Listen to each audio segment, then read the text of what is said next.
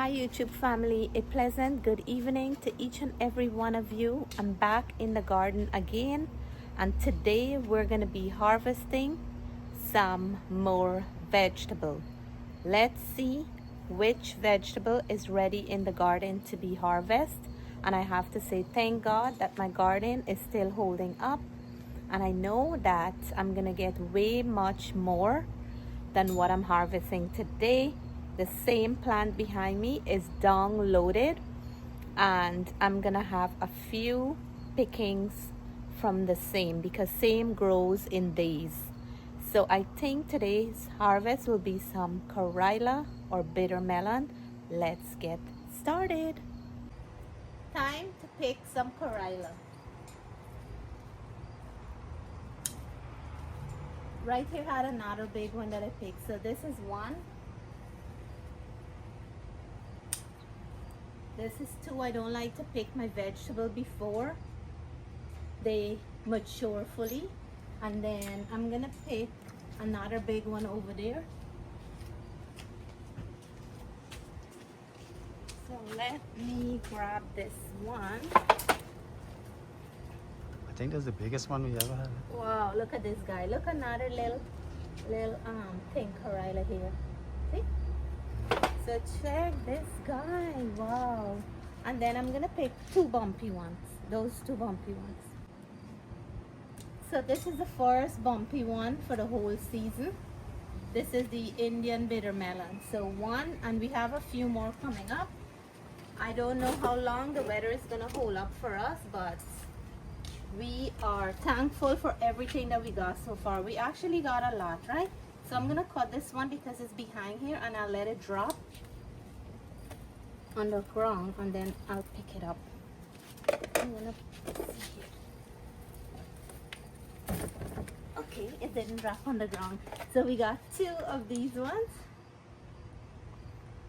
This smells so nice. And we have three of the big one. This is my third picking, right? Or fourth. So this is karela harvest for today. I already made kalonji, you guys know. I picked 3 times before now, and today is the 4th time. I still have one more picking. Thank you, Lord, for our many blessings in this garden. I'm so happy that we got so many karela. Even if I had gotten one, I would have been happy about it, but I had more than I bargained for. Don't forget, when you sow, you shall reap. No matter what it is in life, once you sow, you shall reap. I think the bumpy one we sowed as seed. We do it from seed, Yeah, right? this one we And planted the from other seed, one. and this one we purchased a little plant. Yeah. So it was well worth it. Today I'm gonna thinly slice the bitter melon, and this is how I do them.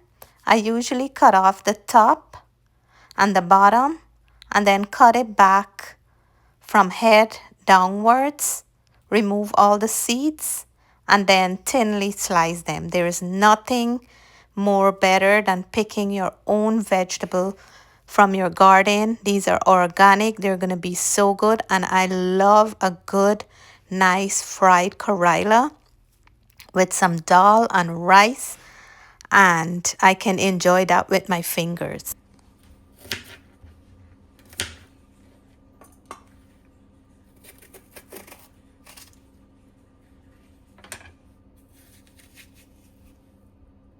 This small bumpy one tends to be a little bit more bitter than the smoother long one.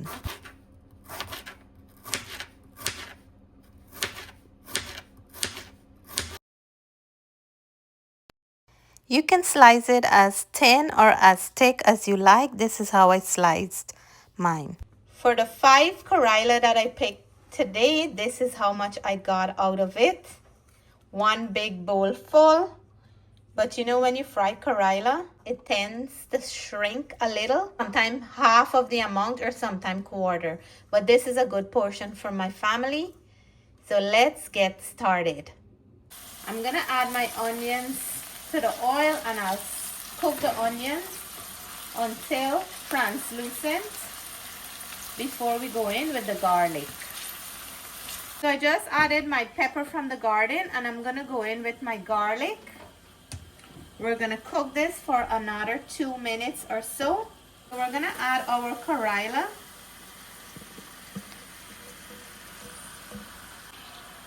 I'm gonna mix up my ingredients, and then we will allow it to cook. So I'm gonna add a little bit of turmeric into the karela. So my turmeric is going in, just a little bit goes a long way. I didn't add any salt. I usually add the salt when it's almost done. And this is almost done. We're gonna mix it up.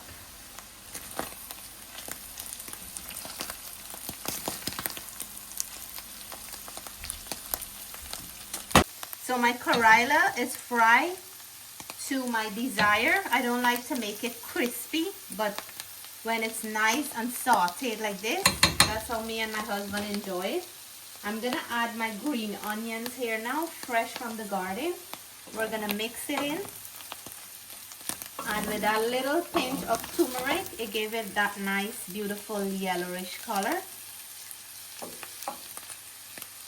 If you like yours when it's a little bit more brown, you can leave it until you achieve what you're looking for. This is ready. I'm going to turn my stove off. I don't know what you like to eat your karela with, but we enjoy ours with some dahl.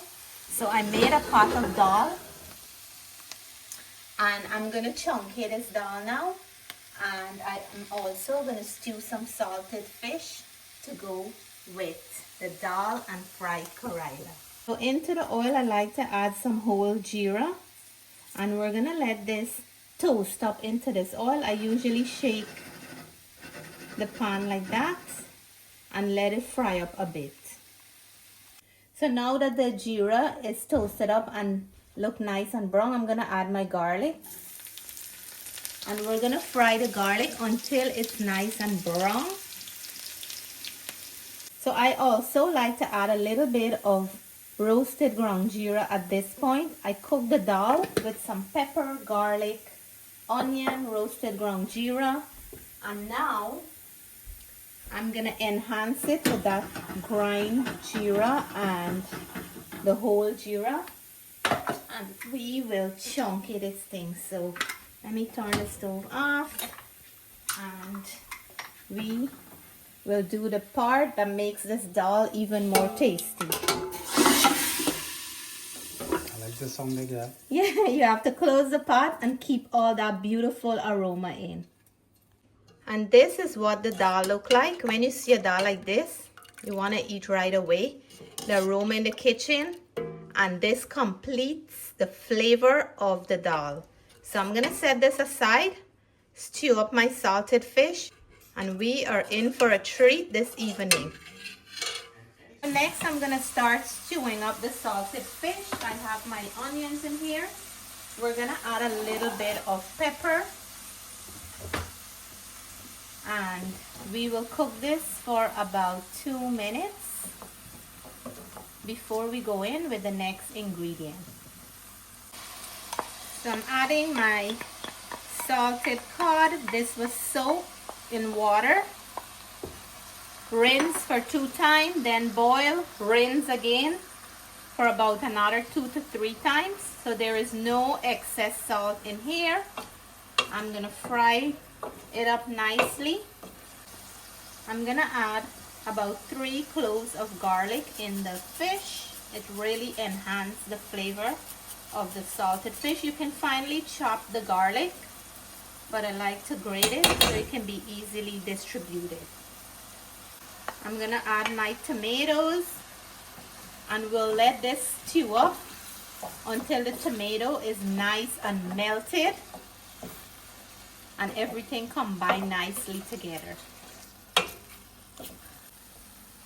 My salted fish is looking nice and juicy with all that tomatoes. That's why I like to add the tomatoes after I add the salted fish in the pan. We're gonna go ahead now and add some green onions because I want to take it off nice and juicy like this. Some fresh green onions from the garden, and I do not add salt to mine because I always boil it out in a certain way that I don't have to add any salt. So we're gonna mix this in now, and I'm gonna turn my stove off, and I will be serving up this nice rich stew salted fish and tomatoes to go with the dal. Here is my salted fish stew. I will plate up and reveal the taste test. So here is my beautiful fresh organic karela from the garden to the pot into my plate. I have some mango achar and my salted fish stew. First of all, I'm gonna go in for a little bit with the karela and dal only. I love karela so much, I can eat it on its own with the rice and some hot pepper. So this mouthful here, for all my karela lovers, this mouthful goes for you. And this can be a vegetarian meal. I just added this salted fish stew to hype up the dish a little bit more. Cheers. The karela have a nice bitterness to it, which I love. Not overpowering bitter, but really, really delicious. And I'm gonna go in for some of this achar. This is mango achar with the seed.